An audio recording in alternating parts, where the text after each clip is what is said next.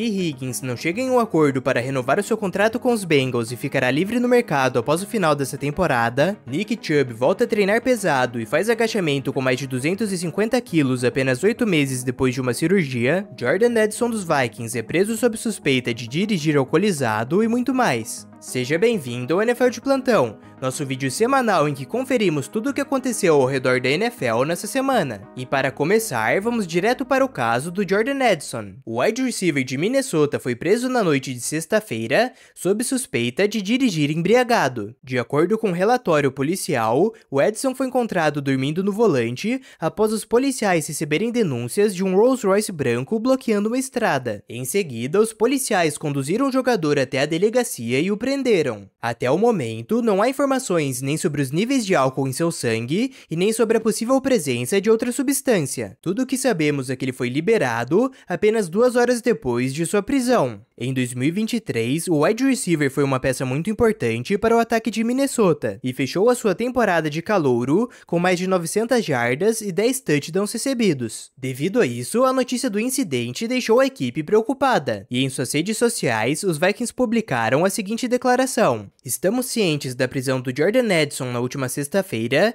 e atualmente estamos coletando mais informações sobre o incidente. Essa não é a primeira vez em que o Addison se envolve em problemas no volante. No ano passado, o jogador foi multado após dirigir a 225 km por hora em uma rodovia de Minnesota, cujo limite era de 88. É importante mencionar que, de acordo com a polícia, o Addison disse que estava dirigindo nessa velocidade, pois seu cachorro estava passando por uma emergência em sua casa. O jogador acabou se declarando culpado por excesso de velocidade, pagou uma multa de quase $700 e fez um pedido público de desculpas, prometendo que não iria repetir esse comportamento. Mas essa promessa acabou não sendo cumprida, e menos de um ano depois, o jogador novamente se encontra em uma situação parecida. Outro jogador que também teve problemas com a lei, só que muito mais sérios, foi o Cameron Sutton, e nessa semana o cornerback foi suspenso por 8 jogos pela NFL. No início de março, a polícia de Flórida emitiu um mandado de prisão pelo defensor devido a um caso de violência doméstica. O Sutton estava no centro de treinamento dos Lions quando o time ficou sabendo do mandado, e de acordo com o presidente do time, Rod Wood, o defensor apareceu de forma inesperada para treinar normalmente. Nesse momento, eles mandaram um membro da equipe para conversar com ele e aconselhá-lo a fazer a coisa certa e se entregar.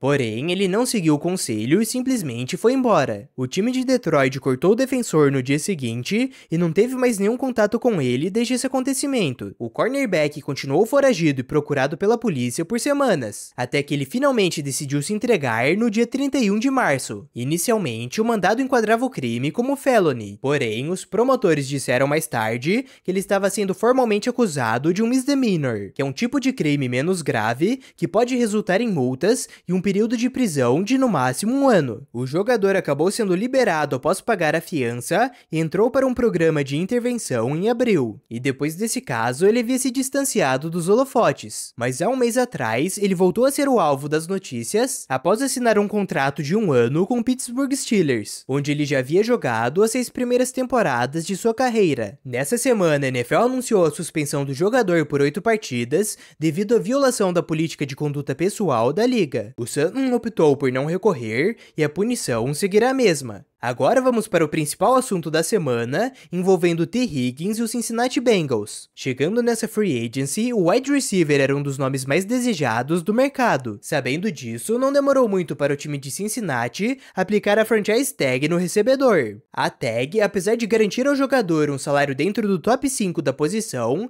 também o prende ao time por 1 ano, o que é extremamente negativo para os jogadores que estão em busca de segurança financeira e de um acordo de longo prazo. Assim que recebeu a notícia da franchise tag, o Higgins disse que amava Cincinnati e que esperava continuar com o time no longo prazo, mas ficou desapontado com a falta de conversa sobre uma renovação e imediatamente pediu para ser trocado, mas essa negociação também acabou não acontecendo. Em junho, o wide receiver que não esteve presente na maioria dos treinamentos dessa off-season finalmente assinou a sua franchise tag e compareceu ao training camp do time. Embora ele seja o segundo wide receiver de Cincinnati, o T. Higgins é extremamente talentoso e tem a capacidade para ser o recebedor principal de muitas equipes, e esse era o principal motivo para tanto interesse por ele no mercado. Depois de 2 temporadas seguidas com mais de 1000 jardas recebidas, o Higgins teve uma queda de desempenho no ano passado. Porém, isso se deve ao fato dele ter sofrido diversas lesões ao longo da temporada, juntamente com o ataque dos Bengals, que foi dizimado pelo mesmo motivo. Durante o jogo da semana 4, o Higgins sofreu uma fratura na costela que o fez perder uma partida, e mais tarde ele ainda sofreu uma lesão no músculo posterior da coxa na semana 17. Apesar disso, ele fechou a temporada com mais de 650 jardas e 5 touchdowns e ainda proporcionou uma das jogadas mais bonitas da temporada passada. Voltando para o seu contrato, os dois lados não conseguiram chegar em um acordo a tempo e o prazo para assinar uma renovação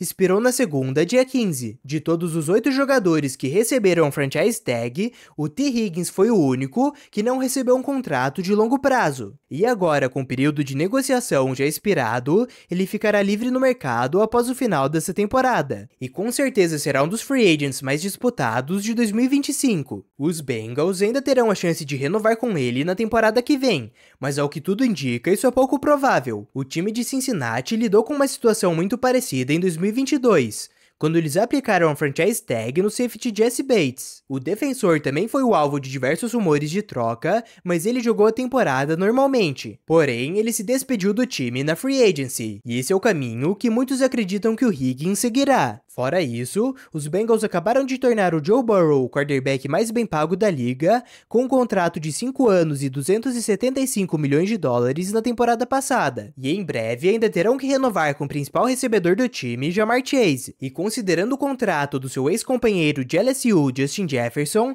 essa renovação não será nada barata. Para resumir, o T. Higgins muito provavelmente jogará por uma nova equipe na temporada que vem. Outro wide receiver que também esteve presente em diversas manchetes nessa semana foi o Amon-Ra St. Brown. O recebedor dos Lions, juntamente com Davante Adams, Justin Jefferson, George Kittle e Deebo Samuel, protagonizou a nova série da Netflix Receiver, que estreou nessa semana. A série estilo documentário acompanhou os jogadores durante a temporada de 2023, e uma das histórias que mais chamou a atenção do público foram as lesões sofridas pelo St. Brown no decorrer da temporada. Até esse momento, a única informação que tínhamos sobre o tema é que ele havia sofrido uma lesão no abdômen durante a semana 3, que o fez perder apenas um jogo. Porém, esse incidente é muito mais grave do que inicialmente parecia. Na série, o wide receiver revela que na semana 2, ele já havia sofrido uma lesão no dedão do pé, que fez com que ele precisasse usar uma haste de aço na parte interna da chuteira. Mas o verdadeiro problema começou na rodada seguinte. Durante a partida contra os Falcons,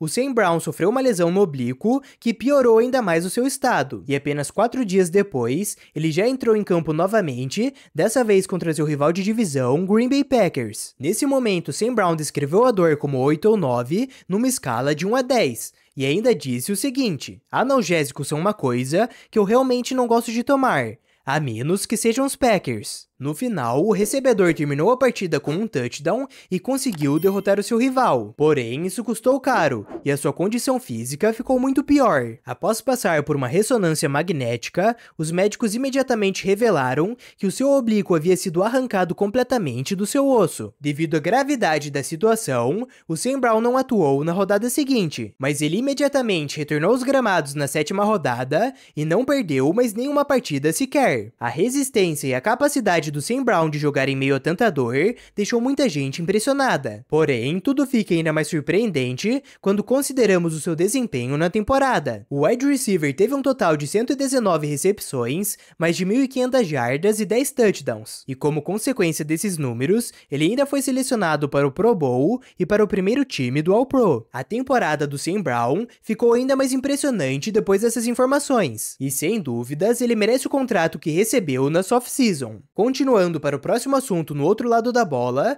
o safety Jamal Adams assinou um contrato de uma temporada com o Tennessee Titans. O defensor, que foi selecionado 3 vezes para o All-Pro, era considerado um dos melhores jogadores da posição algumas temporadas atrás. Porém, ele teve que lidar com diversas lesões e sofreu uma grande queda de desempenho nas últimas temporadas. Após ser trocado pelos Jets em 2020 em um acordo que envolveu 2 escolhas de primeira rodada dos Seahawks, o Adams causou um impacto imediato na defesa defesa de Seattle, e terminou a sua primeira temporada pela sua nova equipe com 83 tackles e impressionantes 9 sacks e meio, que é a maior marca já registrada por um defensive back na história da NFL. Como resultado, em 2021 ele assinou uma extensão de contrato por 4 anos e 70 milhões de dólares, que o tornou o safety mais bem pago da liga. Porém, foi nessa temporada que as coisas começaram a desandar para o jogador, e após sofrer uma lesão no ombro durante a semana 13, ele acabou perdendo todo o restante da temporada. O Adams conseguiu se recuperar e estava pronto para dar a volta por cima em 2022, mas para o seu azar,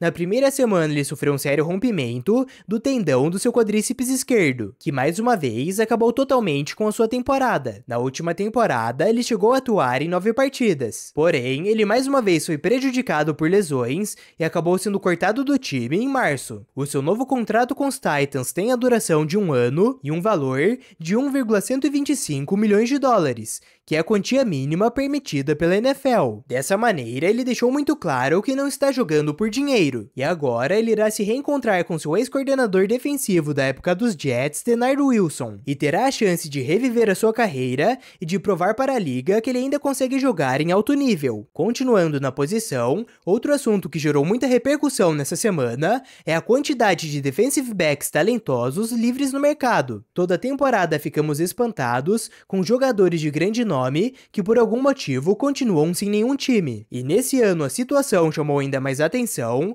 pois uma boa parte desses jogadores são defensive backs. Toda a discussão começou quando o cornerback veterano que também está disponível, Patrick Peterson, levantou o seguinte questionamento em seu podcast em relação ao mercado da posição. Sabemos que é uma liga de passe, certo? Por que você vê tantos caras de alto calibre que jogaram em alto nível ainda livres? Essa pergunta faz muito sentido. Basta olharmos para os jogadores que continuam sem nenhuma equipe, incluindo Stephon Gilmore, que foi nomeado jogador defensivo do ano de 2019 e selecionado 2 vezes para o primeiro time do All-Pro, o Justin Simmons, que tem 2 seleções para o Pro Bowl e 4 para o All-Pro, e muitos outros nomes da lista, como Quandre Diggs, Micah Hyde e Xavier Howard. Um dos principais fatores que ajudam a responder essa pergunta foi imediatamente mencionado pelo co-host Bryant McFadden, que é a idade desses jogadores. Todos os defensive backs mencionados, assim como diversos outros free agents, possuem mais de 30 anos. Devido a isso, a condição física e questões financeiras podem acabar diminuindo o interesse das equipes. O salário dos veteranos se torna garantido se eles estiverem no elenco na semana 1, o que significa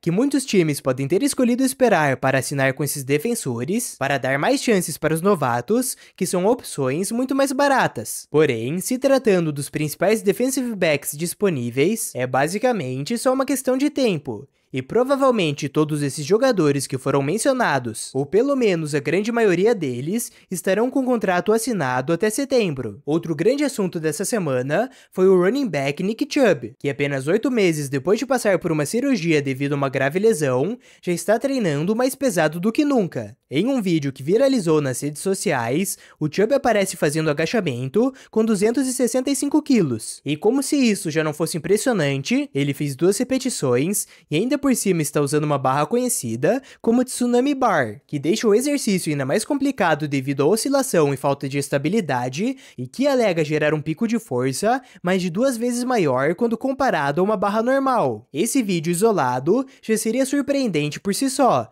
mas quando consideramos todo o contexto dele, o Nick Chubb realmente está em outro nível de atleticismo. Só para você lembrar da temporada passada, durante a partida da segunda rodada contra o Pittsburgh Steelers, o running back sofreu uma grave lesão no joelho após sofrer um tackle na linha de 5 jardas. A cena foi tão gráfica que a transmissão nem sequer exibiu um replay. Chubb precisou passar por uma cirurgia em setembro para reparar o seu menisco, cápsula articular e ligamento medial colateral ou MCL. Mais tarde, ele ainda precisou de um novo procedimento, dessa vez para reparar o seu ligamento cruzado anterior ou ACL. Essa segunda cirurgia ocorreu em novembro, mas 8 meses já foram suficientes para o running back se recuperar e voltar com tudo. Ainda não temos uma data ou previsão para o seu retorno e também não sabemos se ele irá jogar a parte inicial inicial da temporada, mas ao que tudo indica, a recuperação está indo muito bem, e quando perguntado sobre o seu retorno, o Chubb apenas disse que ele está onde deveria estar. A dedicação e comprometimento do Chubb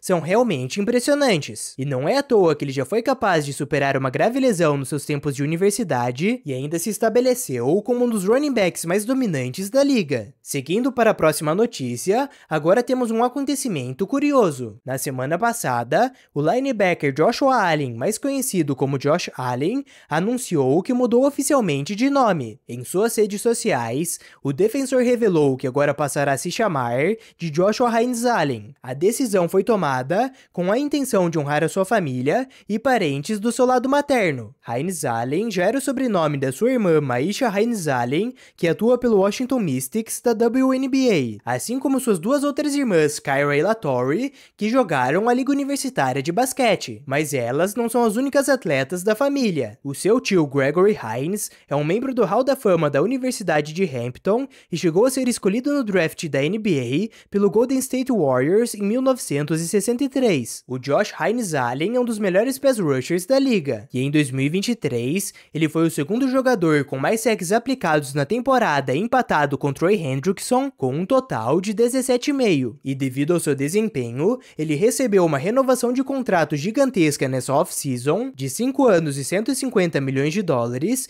que o tornou um dos defensores mais bem pagos de toda a liga. Felizmente, o linebacker foi capaz de quebrar um recorde bizarro antes de realizar essa mudança. E em 2021, durante uma partida contra o Buffalo Bills e seu xará Josh Allen, o defensor se tornou o primeiro jogador da história a aplicar um sack, recuperar um fumble e interceptar outro jogador com o mesmo nome. E além de tudo isso, o Josh Hines Allen não será mais confundido com o quarterback Josh Allen. Falando em mudanças, nessa semana o Los Angeles Chargers anunciou seu novo centro de treinamento e sede da equipe nas redes sociais. Localizado em El Segundo, o centro de treinamento, que recebeu o nome de The Bolt, tem um total de aproximadamente 14 mil metros quadrados e ocupa uma área de 14 acres, que dá mais de 55 mil metros quadrados. O anúncio deixou todos impressionados com a estrutura e tecnologia da instalação. O proprietário do time, Dean Spanos, disse que há muito tempo não se sentia tão animado, e também fez a seguinte declaração: "Isso demandou muito tempo e muito trabalho duro,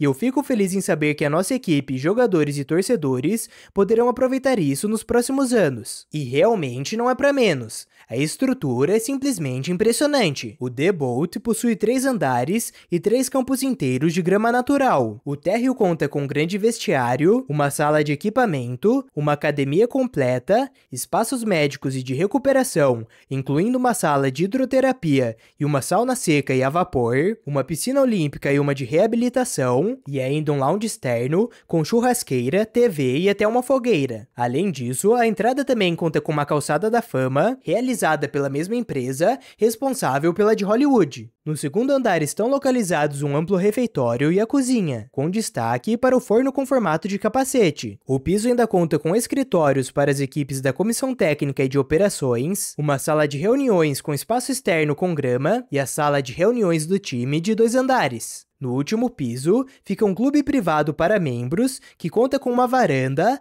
lounge e área de jantar privativa, assim como os escritórios da parte executiva e empresarial, salas de conferência e um centro de criação de conteúdo. O The Bolt abriu suas portas ao público nos dias 13 e 14 de julho, e os torcedores tiveram a oportunidade de visitar e conhecer diversas áreas do centro de treinamento, incluindo vestiário, espaço para imprensa e um dos gramados. Segundo o dono do time, ele quis que os torcedores sentissem que o centro de treinamento era tanto deles quanto da equipe. Agora vamos seguir para mais uma contratação. Nessa semana, o defensive end Jerry Hughes assinou novamente com o Houston Texans. O defensor, que está com a equipe desde 2022, ficou livre no mercado após o final da temporada passada, mas agora volta a se reunir com o time de Houston. O Hughes completará 36 anos em agosto, e essa é a sua 15ª temporada na liga, e apesar de sua idade, hoje, ele continua entregando uma produção sólida na defesa. Em 2022, o Hills teve um total de 9 sacks e 35 tackles. Porém, seus números caíram na temporada passada, assim como seu envolvimento na defesa. E pela primeira vez desde 2013, o defensor foi titular em menos de 15 partidas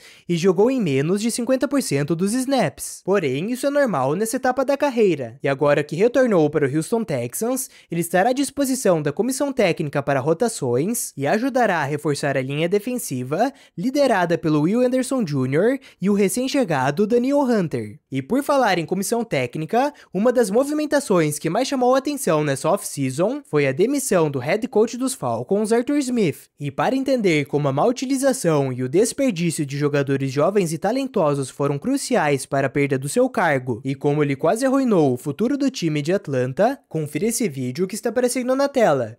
Se gostou do conteúdo, não se esqueça de se inscrever e de deixar o like. Muito obrigado por assistir até aqui e nos vemos no próximo vídeo.